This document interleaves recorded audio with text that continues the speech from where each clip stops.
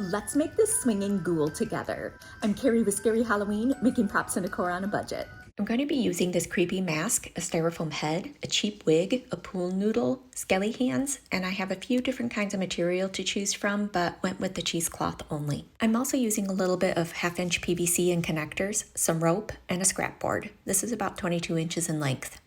And because I'm extra, I'm adding a synchronous motor to make it move. I'll post a link for this. Start by drilling a hole on each end of the board.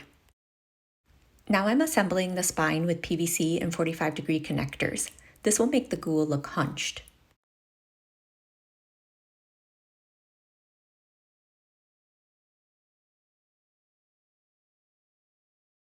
Here's a screen for you to pause and screenshot. Cut the pool noodle in half, poke a hole near the top of each section, and feed a zip tie through it to form an elbow.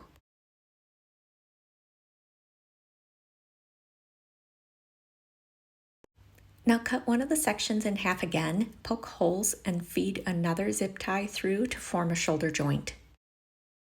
Feed the pool noodle arm onto the PVC shoulder, repeat this for the other side, and also use some glue here. Now I'm using a heat gun on the skelly hands to curl the fingers, but you could skip this if needed. Let's attach the hand with some hot glue. Next, I'm attaching a PVC T connector to the middle of the board with a couple screws. I'm putting this at about a 45-degree angle out.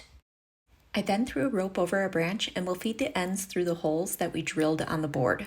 Tie knots on the bottom. Now on the PVC body, I ended up drilling a hole and fed fish line through it to tie onto the swing. This was needed for stability.